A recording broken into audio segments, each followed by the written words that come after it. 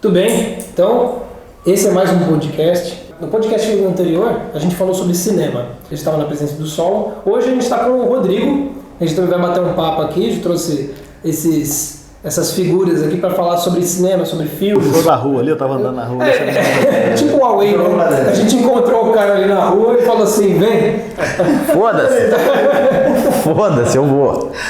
E o que acontece? A gente ficou com tanto assunto para falar no anterior que a gente vai fazer uma parte 2, né, sobre filmes. Então, Jonathan, a gente estava falando sobre, principalmente ali, que a gente consegue puxar de imagens, né, de importância em questão de mensagem no filme, é a Paixão de Cristo, que a gente comentou, do filme do Mel Gibson. Jonathan, tem uma parte que a gente estava conversando, né? Tem uma parte nesse filme, que é logo no início, que aparece uma tentação de Cristo, que não é mencionada na Bíblia. Uhum. Você estava falando isso para mim, não sabia, né? Como que é isso daí? Então, aquilo ali na verdade foi uma licença poética do Mel Gibson. É muito feliz até, eu diria, porque ela tem muito a ver, né, com a... Porque na verdade ela faz referência ao Gênesis, né, a serpente do Gênesis. Ela personifica o demônio, né, fazendo uma última tentação a Cristo ali, que não é citado em nenhum dos 4 evangelhos canônicos, né? Que é no momento que Jesus está agonizando, né, no Horto das Oliveiras, e ele sua sangue, tamanha a tensão dele, né, o nervoso que ele passa, e o demônio aparece diante dele para tentar dissuadi-lo, né, da missão. É fato que na Bíblia fala uma coisa, né, que Cristo está na tensão, pela onisciência dele, ele sabe. É interessante ser teológico também, né, porque as pessoas... Esse trecho ele gera muita confusão, né? Por quê? Porque Jesus está na tensão, porque pela onisciência dele ele sabe exatamente tudo que ele vai passar, né? Só que ele ainda não passou. Então a humanidade dele sofre, né? Então a tensão dele é da natureza humana dele, né? A tensão, o suor de sangue. E ele fala inclusive, Pai, se puder me afasta esse cálice, mas que seja feita a sua vontade e não a minha, né? Tem gente até que vê nisso uma evidência contrária à Trindade, né? Porque dá a entender que Cristo é uma coisa e Deus Pai é outra, totalmente separado. Não, mas não, né? Porque ali o que acontece é, como eu disse, a humanidade de Jesus que está numa tensão limite, né? Só que a divindade dele, que não só a tensão é isso, já porque ele sabe, né, o que vai acontecer, e que ele está dizendo simplesmente o seguinte, que a vontade humana dele, ela não gostaria, se possível, né? O corpo dele todo está sob tensão, mas ele coloca totalmente a vontade humana dele submissa à vontade divina, né? Em harmonia, em perfeita harmonia. E é isso que ele está querendo dizer. Ele repete isso de novo na cruz, né? Isso é verdade. Exatamente, quando ele fala, Senhor, por que me abandonastes? Que inclusive é o início de um salmo e tal. Mas o que acontece ali? Não é que ele está cometendo uma blasfêmia ou de fato acreditando naquilo, né? Mas ele sente aquilo. Ele sente o abandono. A natureza humana sente-se abandonado. E ele expressa o que ele sente apenas, né? Não que de fato ele esteja falando aquilo, que ele esteja querendo dizer aquilo, né? Que ele esteja acusando o pai de ter o abandonado. Mas ele sente aquilo, tamanha é a pressão que ele passa, né? Essa é a prova de que, sim, foi Deus que se fez homem, né, de fato, e que, nossa, isso sim é a paixão, esse é o sacrifício, né, dos maiores. Esses dias eu estava falando para minha esposa, que a gente fala como a gente se auto-sacrifica, por exemplo, para criar os filhos, né? Como que a gente anula a nossa própria... tudo. Se você for parar para pensar, você tem que largar tudo que você mais gosta e espera para você, principalmente, lógico, né? Todos os seus projetos pessoais para você dedicar. E essa, como o padre Paulo Ricardo diz, né? É uma aliança de sangue. Essa aliança de sangue, o sangue é o tempo que você tem que derramar para o seu filho, né? E isso daí é a imagem de Cristo, a paixão de Cristo. É exatamente isso. Porque nós fazemos isso, mas não sofremos. Porque a satisfação é tão grande de ver o filho que você não sofre. É lógico que existem momentos limites, né? Os momentos limite é que você realmente acaba expressando, não diria um titubeio, mas você está expressando a humanidade e realmente o que é esse sofrimento, né? Só que ele já é lavado, já é purificado imediatamente em seguida, né? Porque a satisfação é muito grande de você ver uma pessoa, né, que você criou. Exato. Inclusive o Santo Tomás de Aquino, eles comentam bastante sobre a questão do homem, né? A humanidade que pode ser, além de pai, mãe, eles também podem ser professor. Por isso, né? Você pode ministrar. No Demagistro ele fala bastante isso, né? Uhum. E é por isso que você pode ministrar, você pode ensinar também, né? Que Deus confiou essa função para nós, né? Exato. Então as analogias são incríveis. É isso que você comentou sobre uma licença poética, né? Então Mel Gibson faz uma leitura da Bíblia como um todo, mais genérica. Exato. É isso que o Norton Fryer diz, que a Bíblia, na verdade, ele é uma metáfora gigante, é uma metáfora enorme, porque a todo instante, todo detalhe do Antigo ou Novo Testamento, ele consegue fazer uma alusão, né, e transversal em outro momento. Tudo aponta para Cristo, na verdade. Aponta para o Gênesis depois volta para Cristo. Na verdade, o Cristo é o centro da Bíblia. Né? E tudo aponta para Ele. Ele é a consumação da criação, do projeto de salvação de Deus. E é interessante também, porque é uma licença poética, mas não é uma falsidade teológica. Porque, de fato, é do interesse do demônio que Jesus não morresse na cruz. Né? Então, não nos é revelado que aconteceu isso. Né? Não é factual, mas de fato era do interesse dele que ele não morresse na cruz. Por quê?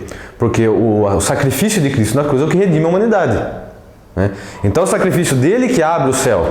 E esse é o centro da teologia cristã, que hoje em dia as pessoas se esquecem. Né? Inclusive, eu até comentei um pouco, né, na outra aula, mas as correntes teológicas, né, que surgem a partir da Nouvelle Teologia, a teologia da libertação, etc., eles querem dizer que Jesus foi assassinado, que ele não se sacrificou. Eles querem dizer que ele não queria morrer, que foi a maldade da sociedade que sacrificou. Isso não é nem cristianismo, não é nem heresia, não é nem cristianismo isso. Por quê? Eles falam assim que Jesus salva na encarnação. Não, Jesus salva na cruz. Então é o sacrifício dele de cruz que paga os nossos pecados, que satisfaz, né? Porque só Deus é digno de si mesmo. Então só o sacrifício de Cristo na cruz poderia ser digno para abrir de volta o céu para a humanidade. Então é a graça. A graça não é o sacrifício dele de cruz. Então essa é a missão dele. Inclusive São Pedro, um pouco antes, quando Jesus anuncia que ele vai morrer, e São Pedro fala, não, Senhor, não vou deixar, São Pedro sanguíneo, né? Não vou deixar, ele fala, o que ele fala? Afasta-te de mim, Satanás. Por quê? Porque São Pedro, com uma falsa ideia de que estaria querendo o bem de Cristo, na verdade ele está com uma inspiração demoníaca, de dissuadi-lo da missão. Né? Então é contrário aos planos de Deus. Por isso que ele fala, afasta-te de mim, Satanás, porque é o demônio que está falando, não é Deus, pela boca de Pedro naquele momento. O mesmo Pedro que Deus inspirou a reconhecer Jesus como Cristo, como Deus. É o Pedro que agora cai na tentação e o demônio fala por ele. Né? Então você vê, não tem incongruências, porque aquilo que eu falava no começo, né? Porque Jesus fala, se puder afaste de mim esse cálice, não é que ele está querendo negar, porque você vê como ele repreende Pedro antes, né? Ele vai de encontro, é que ele sentiu, né, o drama humano. Né? Mas em nenhum momento a vontade humana dele se revolta contra a vontade divina. E o filme é muito bom também, porque, por exemplo, até o Mel Gibson, eu não sei, né, não conheço todos os filmes, mas pelo menos as Paixões de Cristo, os filmes sobre Cristo que existiam antes, eram muito light, né? Então você via lá Jesus carregando a cruz, era uma coisa até, parecia uma pinturinha, né, pouco sangue e tal. E lá ele retrata bem como que foi mesmo, né? O flagelo, grudando na carne, tirando. Tipo assim, o sofrimento que ele passou mesmo. A própria produção também do filme, né? Um investimento muito maior. Pois é. Falando de arte, de cinema, das possibilidades de expressão artística, esse não é nem uma obra de arte no sentido de que ela é talvez uma propaganda, é um filme de propaganda cristã, né? Quer dizer, você pode fazer uma comparação, por exemplo, entre A Última Tentação de Cristo do Scorsese, né? Que é um filme escrito baseado no livro do Nikos Kazantzakis, né? Que a paixão de Cristo ali,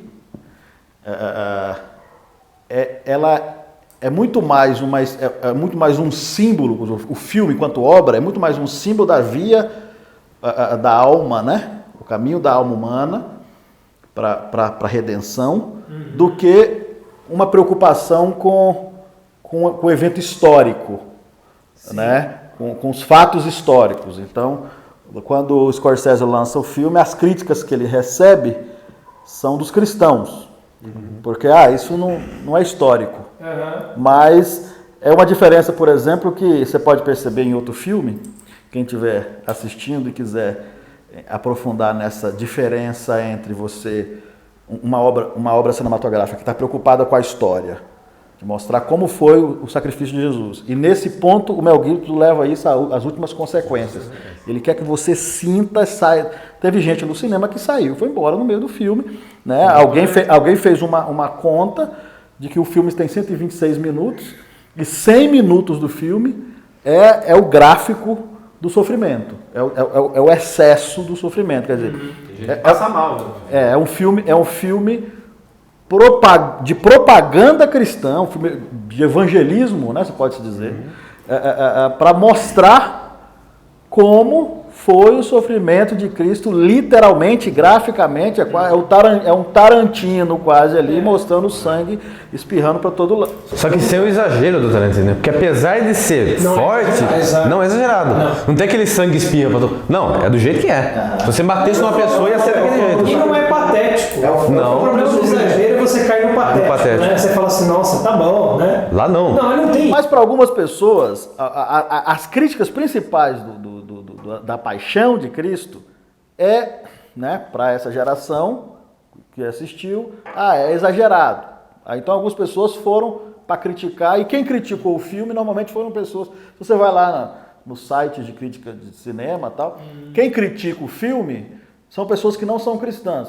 A Última Tentação de Cristo, quem criticou por não entender a perspectiva do Kazantzakis, que é um ortodoxo, né, é um cristão ortodoxo grego, que está preocupado muito mais em expressar a mística do sacrifício interior do que a história em si, né? Se eu não me engano, eu assisti esse filme há muito tempo, mas se eu não me engano, até Jesus desce da cruz e casa com Maria Madalena. Tem uma história, né? Pelo menos no livro, né? Pelo menos no livro. Ele se imagina fora da cruz. Porque é a questão mesmo da via interior. Isso acontece, essa comparação é possível porque esses dois filmes tratam da mesma história. Mas tem uma comparação, eu gosto, quando eu falo desse tema, desse assunto, eu gosto de comparar os dois filmes sobre o Wyatt Earp, né, que é aquele personagem do faroeste americano, que é real, é um personagem histórico, né, que luta contra os cowboys, uma espécie de justiceiro. E tem um filme que foi feito com Kurt Russell, que é um filme mais simbólico e menos alegórico histórico, e tem um filme que foi feito com que eu já nem lembro o nome. Esse feito com o Kurt Russell chama Tombstone, Tombstone. E o outro chama Wyatt Earp. Esse do Wyatt Earp é com Kevin Costner, se eu não me engano. É um filme mais longo e todos os fatos históricos são devidamente colocados, respeitando a história. Só que ele não é tão bom quanto o Tombstone. Por exemplo, na história real, tem a cena dele, ele está num vale, né? E todos os cowboys estão no alto, na montanha, atirando para baixo. E ele consegue vencer os caras, dando tiro para cima, no meio, à vista de todo mundo, ele consegue vencer os caras. Essa é a história real. No filme simbólico, isso acontece na água, então é como se ele estivesse andando sobre as águas.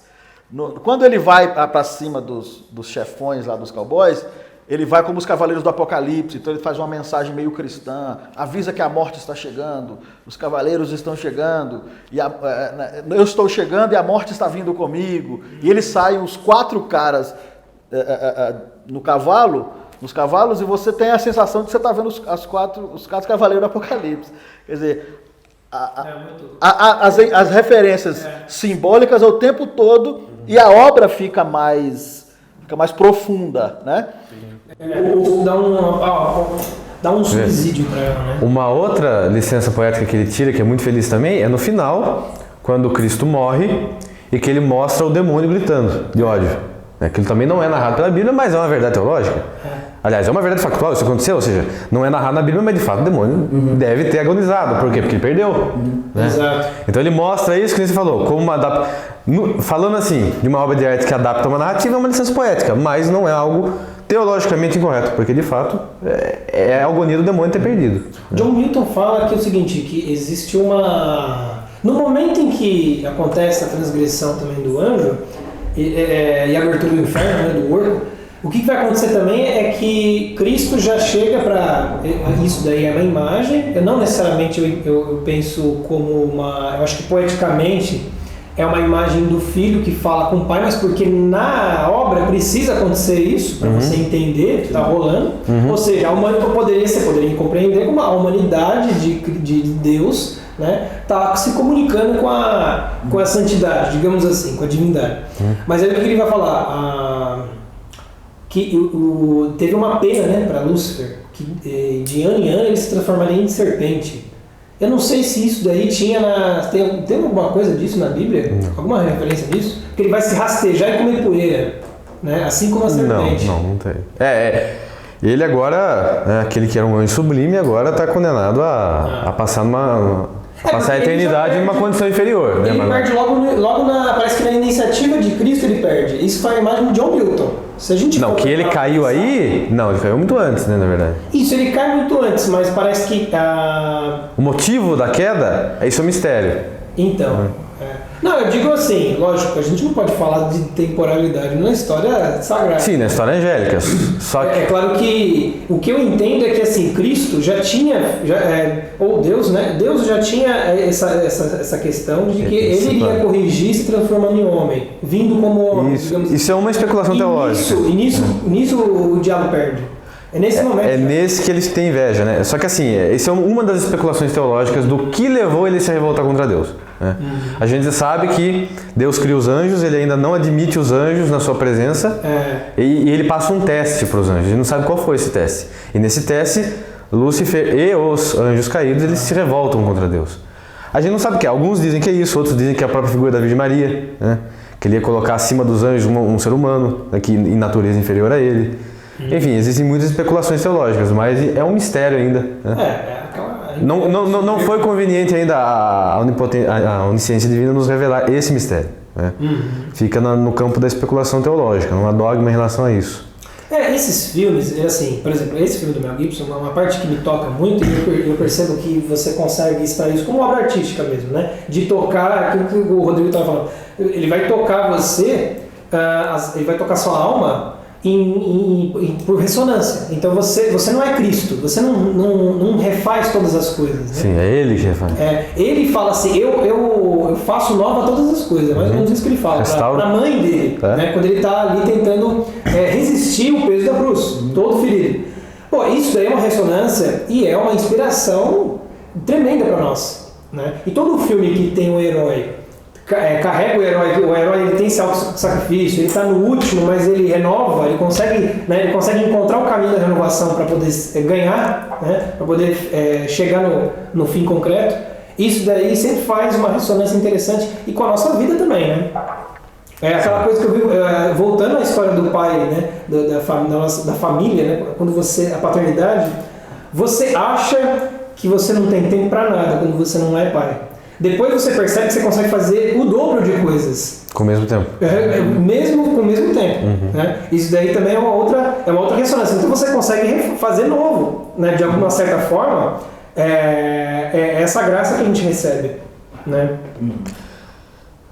Pode colocar. Não, eu ia falar que, inclusive, porque quando você fala restaurar tudo em Cristo, né, que inclusive é o lema do Papa Pio X, né? Nos lembra o seguinte, não somos nós que restauramos. Ela combate o pensamento evolucionário. O que é o pensamento evolucionário? Sou eu que vou criar um mundo melhor. É eu que sou responsável pela minha vida, por tudo? Não. Evidente.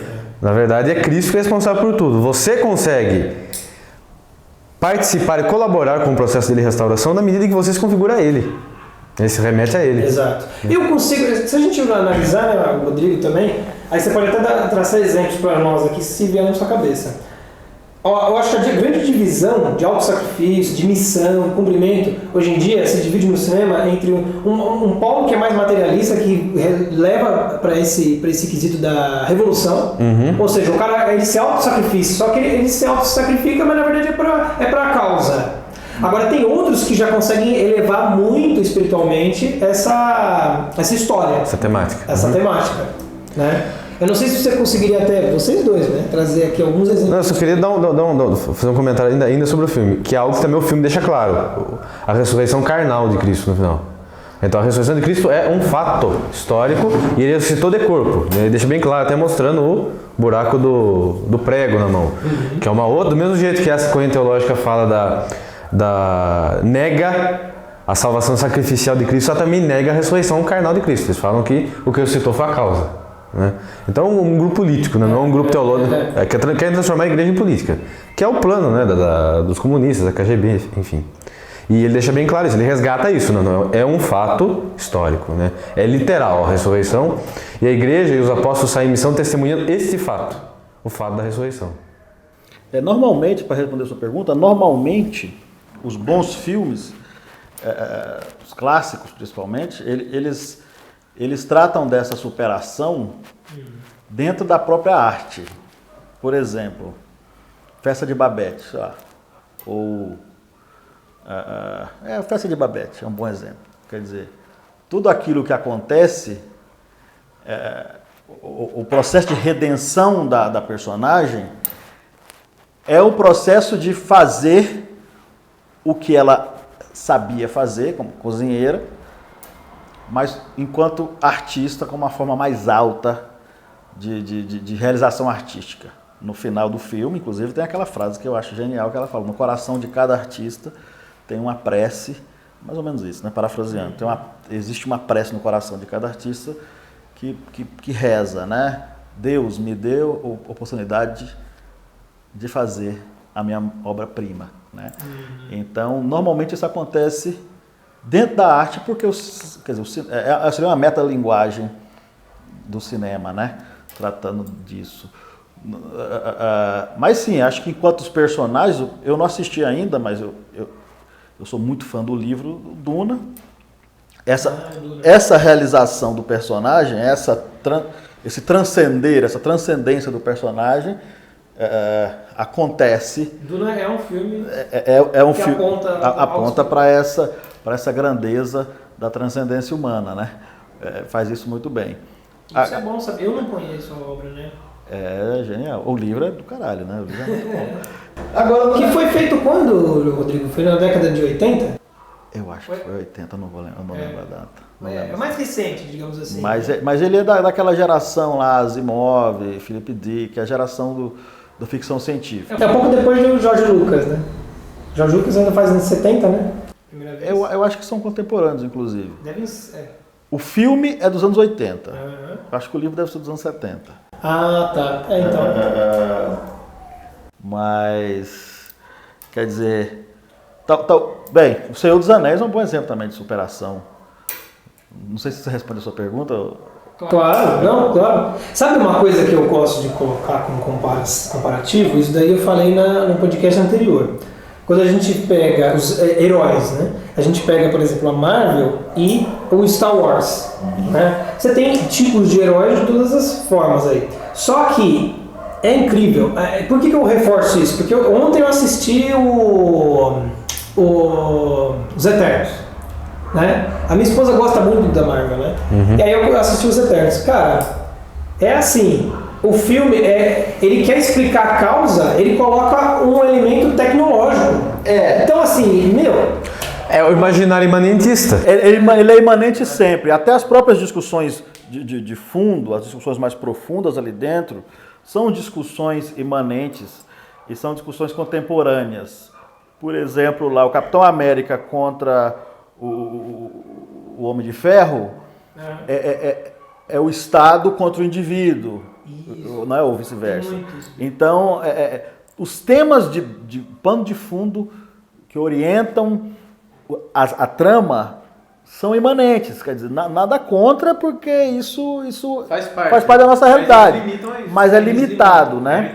Não tem um ponto ali de como você possa sair dessa bolha. Né? Por exemplo, você tem aquele filme Prometheus, né? Já assistiram?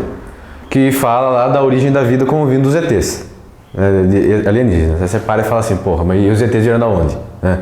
Então assim, você joga de novo para o universo material a explicação. Isso, Ou seja, é lógica, a pessoa não consegue fazer a lógica básica, tipo assim, uma coisa não pode ser a origem de si mesma. Né? Então o universo material não pode ser a origem de si mesmo. Exato. Só que por que as pessoas fazem isso? Porque o imaginário moderno, né? A cultura moderna destruiu tanto a inteligência imaginária das pessoas que elas não conseguem imaginar a transcendência. Só que a realidade é a mesma. Então as pessoas continuam percebendo que a vida e a inteligência não é uma coisa da matéria. Não é uma coisa desse mundo, não pode ter surgido aqui. Tem que ter vindo de fora. Só que o imaginário não pensa na transcendência. Então eles imaginam vindo de fora de um alienígena. Então, ou seja, a pessoa continua percebendo... o fora material. É só alguma coisa mais poderosa que te criou. É uma coisa mais poderosa. Porque assim... Então material quanto? Você percebe que a inteligência não é uma coisa normal assim da natureza. É uma coisa que vem de fora. Só que o imaginário não tem, então tem que vir de outra raça mais evoluída e tal, né? A mesma coisa que aquele filme Interestelar, né? Que é um filme muito bom, inclusive. Eu acho excelente aquele filme. Excelente, artisticamente falando, a narrativa, tudo. Só que você vê que eles apelam. Né? Porque chega um ponto que... É aquela coisa, né? Eles querem encontrar na matéria explicação para tudo, né? Eles unem, é a mentalidade panteísta, né? Que o espírito e a matéria são uma coisa só. Isso, né? Então as causas espirituais também são materiais, eles misturam física quântica com, né? Não, com espiritualidade. Por isso que eu achei poético, porque eles quiseram colocar tudo ali dentro. Tudo bem que fica meio cerebral, né? Mas mesmo assim, eu acho que você tira como obra, né? Você tira. Só que o que eu tô falando é o seguinte, você vê que no final a mensagem ela fala assim, é o amor... Isso. É o amor que nos une, né? Que faz com que a humanidade continue. Ou seja, eles vão apertando tanto no materialismo, que daí eles espanam. Tipo assim, tem que apelar pro amor. Por quê? Porque realmente que mantém... Então, tipo assim, no começo, o que começa com uma abstração, agora eles chegam no final falando assim, eles não admitem a transcendência, só que eles apelam, eles falam assim, não é que é uma abstração, é que é uma força cósmica. Eles criam uma outra abstração, né? É uma força cósmica física. Né? É aquela velha discussão, né? De que mesmo que o cara seja materialista, marxista, ele tá criando a metafísica dele. Né? Claro, é uma metafísica. É a metafísica do rabo. Você pensar sobre a matéria é uma metafísica. Né? E outra, você falar que a matéria é a substância da realidade, né? É você criar uma metafísica para explicar a realidade e assim, é coisa como diria Aristóteles, é coisa de criança, né? Porque materialismo é coisa de criança, então ele tá ignorando inclusive o fato de que tudo que nós conhecemos são formas, né? Que a forma é o ato da matéria, então você não conhece matéria, você conhece matéria informada, com forma, né? Aí a gente é metafísica, tá? Mas então, além do erro ser básico, agora ele fala assim, a história se move num movimento dialético. Eu falei, puta que pariu, mas de onde ele tirou? Que a história se move no movimento dialético, de Hegel, né? Mas assim, você está dizendo que existe uma lei, né, uma inteligência, um logos no universo que faz ela se movimentar de maneira dialética. Isso é um negócio, é uma macumba, né? É uma macumba com áreas científicos, né? Tá falando, tudo é dialético, tem a tese, a antítese e a síntese. Tem a tese, a antítese e a síntese. Isso é fazer metafísica? Metafísica de boteco? Até falando de Duna, eu não assisti o filme, mas pelo menos o livro marca uma época onde a ficção científica estava extremamente materialista, ela só conseguia falar de tecnologia, quer dizer, o futuro ou vai ser a tecnologia te oprimindo, ou a tecnologia te satisfazendo, né? Normalmente, ou salvando. Ou normalmente era ela te oprimindo. E aí o Frank Herbert muda isso. Ele coloca a distopia ou esse futuro à frente da tecnologia. Esgotou, a tecnologia esgotou enquanto ferramenta, é o momento onde o homem abandonou a tecnologia ou abandonou essa adoração à tecnologia. Claro que tinha certas coisas que estavam lá, por exemplo, a viagem interestelar, etc. E tal.